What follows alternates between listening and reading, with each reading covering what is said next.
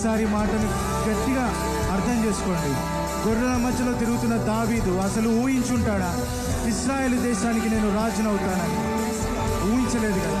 మన పరిస్థితుల్లో మనం కొద్దిగా ఊహించుకోవచ్చు, కానీ మన దేవుడు అంతకంటే రెట్టింపుగా మనకు దయచేసి మనని మనం ఊహించని స్థితిలో నిలబెట్టగలడు. ఆమేన్. మరి ఒకసారి చెప్తాను. గొర్రెల మధ్య